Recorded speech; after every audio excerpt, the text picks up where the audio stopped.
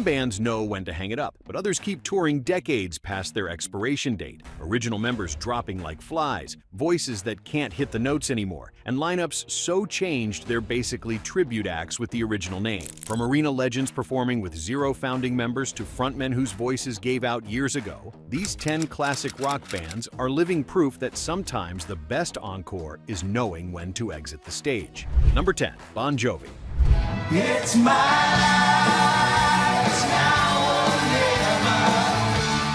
The 2022 tour became a public disaster Jon Bon Jovi couldn't hide from. Critics called his vocals shockingly poor, noting he struggled throughout shows while the band played everything in lower keys.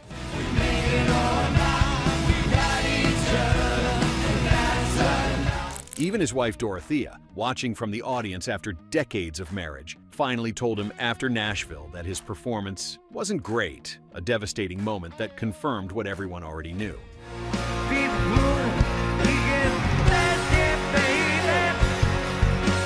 The diagnosis revealed one vocal cord had completely atrophied while the other grew thick as a thumb, literally pushing the weak one aside. Summer 2022 surgery inserted a plastic implant.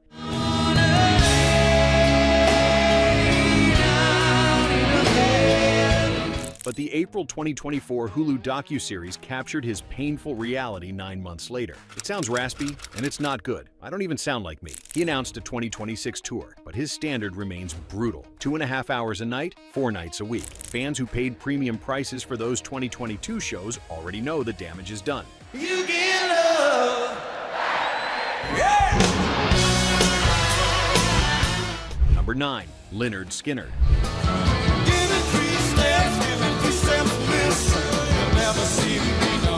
When guitarist Gary Rossington died in March 2023, Skynyrd lost its last original member. The touring group now features exactly 0 founding members, yet they continue playing sold-out shows with a lineup that has no connection to the legends who recorded Free Bird.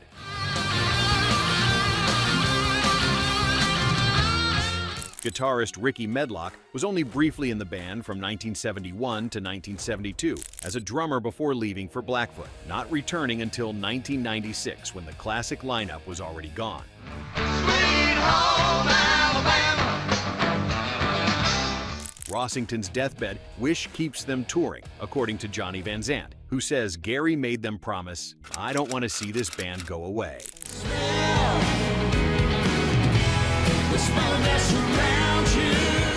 Critics call them nothing but a tribute band, questioning whether songs should be performed by people who had nothing to do with creating them. The band's defense: they have the estate's blessing, and fans want to hear the songs live. What they don't mention is those songs were written by people who are all now dead, leaving hired musicians carrying on a legacy they never helped build. We'll do some down south together, looking for a piece of mind. Number 8. Journey. I'm forever yours.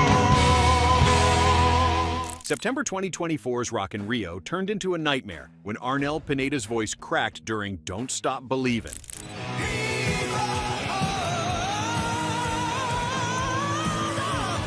Video went viral showing him struggling with monitors and missing high notes in painful fashion.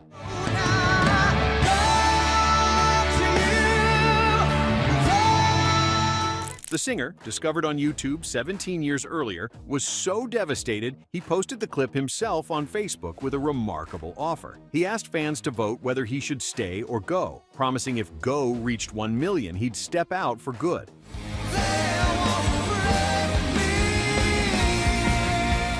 The poll revealed deeper fractures in a band already torn apart. Guitarist Neil Schon and keyboardist Jonathan Cain spent 2024 in a messy lawsuit, with Cain suing Schon for mismanaging their business and overspending while they toured together with Def Leppard. Schon bizarrely blamed the vocal disaster on Avenged Sevenfold's sound restrictions. Fans overwhelmingly voted stay. But for a band that spent decades trying to replace Steve Perry, Pineda's public collapse proved Journey still hasn't figured out how to move forward without their legendary voice.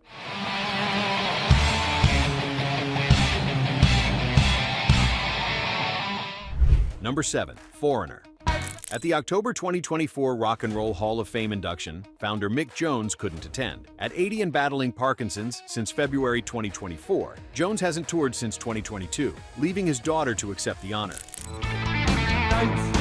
I'm gonna push it to the limit.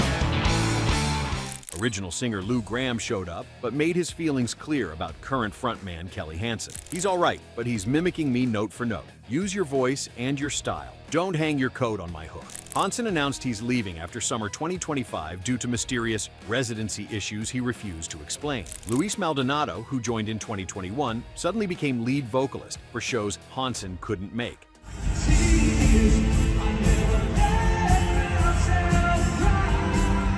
The farewell tour that started in 2023 and was supposed to end in 2024 is now extended into 2026. The touring lineup features no original members, though Gramm grudgingly agreed to guest at a handful of shows after saying he didn't want to tour with another band that calls themselves Foreigner.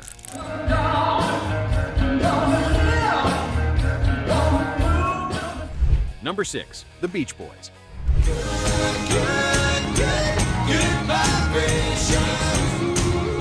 Mike Love legally owns the Beach Boys name and has toured with hired musicians since 1998 when Carl Wilson died.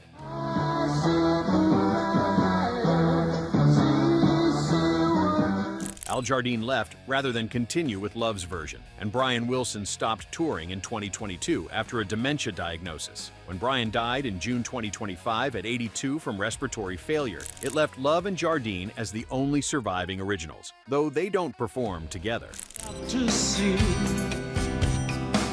and we'll perfect our chemistry. The touring Beach Boys is Love and Bruce Johnston, who wasn't even original but joined in 1965, plus hired musicians with no connection to the 1960s heyday. Love's legal battles with Brian over credits, royalties, and the name have made him polarizing among fans who see him cashing in on a legacy he didn't create. Time will not wait for me. Time is my death. Meanwhile, Jardine plans to tour as the Pet Sounds Band with Brian's backing musicians. 3 separate entities now claim pieces of a name that once represented 5 California kids harmonizing in a garage.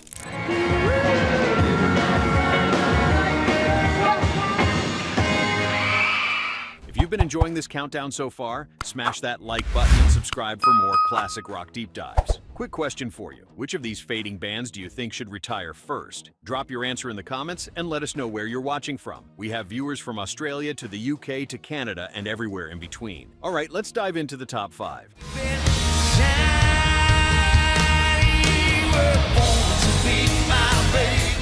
Number 5. Reo Speedwagon.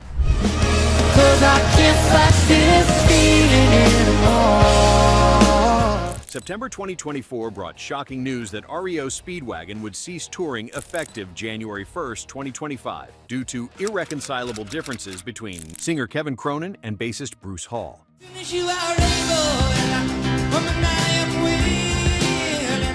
Hall had undergone back surgery in late 2023, and when he wanted to return in 2024, the band determined he had not recovered sufficiently to perform at the level the fans have come to expect. Hall insisted he was ready and accused the band of preventing his return, stating he never had any intention of retiring after nearly 50 years. The dispute forced Cronin to continue touring in 2025 under his own name.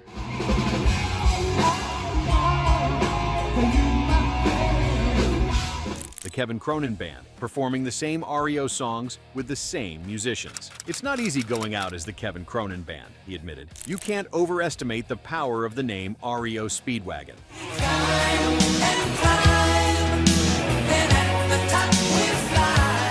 A brief September 2025 reunion at University of Illinois homecoming saw founding members reunite on stage. But it was clear the damage was done. What had been one of arena rock's most stable acts imploded over a back surgery and egos that couldn't bend. And I'm gonna keep on loving you, 'cause it's the hour. Number 4. Styx. You know it's you, babe, whenever I When Dennis DeYoung got sick in early 1998, he asked for 6 months to recover before touring behind the 1999 album Brave New World. Instead, Styx replaced him with Lawrence Gowan so tour dates could continue. take the best, forget the rest, and someday we'll and DeYoung has been gone for 25 years. "I was begging for my life and for my job," DeYoung revealed in 2024. "As sick as I was, I didn't really feel I could fight back." The man who wrote and sang 7 of Styx's 8 top 10 hits sued the band for using the name without paying him during that first tour.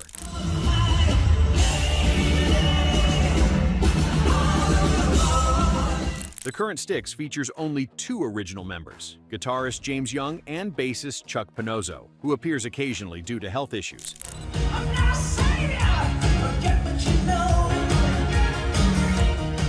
DeYoung's replacement Gowan has now been in the band longer than DeYoung was, and when Styx began performing The Best of Times again in 2024, DeYoung took to Facebook expressing fresh pain. Tommy Shaw told Rolling Stone a reunion would never happen because "we weren't even happy working with each other in our heyday." For fans who loved the theatrical prog rock era that made Styx famous, the band touring today is essentially a cover act, playing DeYoung's greatest hits without him.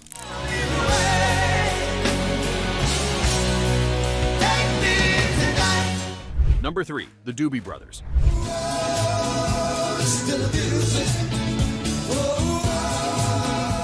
These guys have already had one farewell tour in 1982 when they disbanded completely and played a final concert at Berkeley's Greek Theater. Founding members Tom Johnston and Patrick Simmons are both in their mid-70s.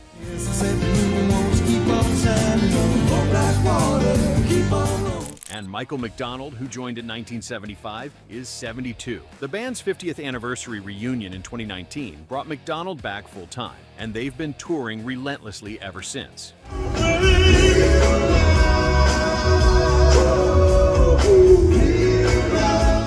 With no signs they're ready to actually stop despite their advanced age. The problem is, they've cried wolf before. That 1982 farewell lasted only 5 years before they reunited in 1987.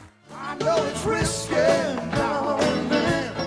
but with all the waters and they've been on the road almost continuously since then. Recent reviews show mixed results, with some fans praising McDonald's voice, while others note the band seems tired and performs shortened 90-minute sets after multiple lineup changes over 5 decades, including periods where no original members remained in the band. The Doobies have become the classic rock equivalent of the boy who cried retirement. When they finally do hang it up for real, no one will believe them.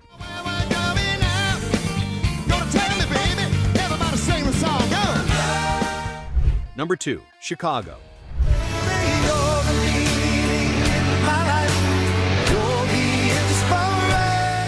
The band still has 3 original members left: Robert Lamb, Lee Loughnane, and James Pankow, all in their late 70s. But in a stunning January 2025 interview, trumpeter Loughnane said the band could absolutely continue without any original members. "I don't see why it won't continue onward, in the fact that the music has really sustained us," he told the UCR podcast. "That's really why we're still on the road." Keyboardist Lamb echoed this in 2018, suggesting it would become like the Chicago Little Symphony, where players go in and players go out.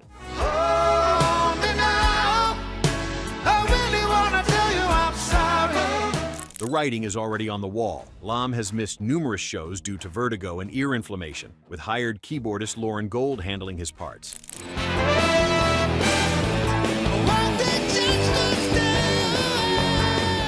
In November 2025, Loughnane was the only original member at a Pennsylvania performance, and a December promotional photo for the 2026 summer tour didn't include Lamb or Pankow at all, just Loughnane surrounded by hired musicians. How could we end it all this way? They've been touring for 58 consecutive years without missing a single year, and the 3 partners who control the band have made it clear the name will outlive them. Chicago is actively planning to become a brand rather than a band, a touring corporation that happens to play horn-driven rock. Count on me 'cause I love you. Number 1. Boston.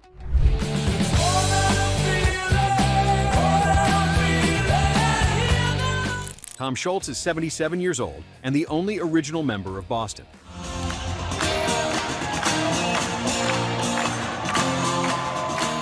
He played virtually every instrument on the legendary 1976 debut album himself in his basement, only bringing in other musicians as faces for touring. Since then, the band has essentially been Schultz plus hired musicians, and they haven't released a new studio album since 2013's Life, Love, and Hope. More tellingly, they haven't toured at all since 2017, and Schultz has shown zero interest in returning to the road.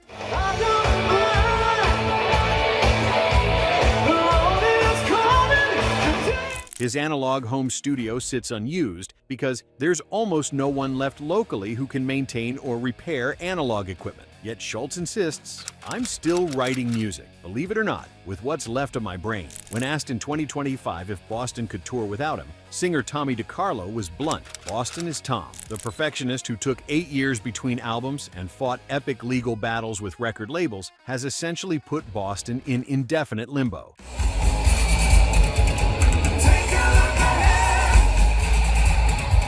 Fans waiting for new music or tour dates are stuck with a band that technically exists but refuses to actually do anything. It's the rock equivalent of being on permanent hold, listening to More Than a Feeling on repeat while wondering if anyone's ever coming back to the phone.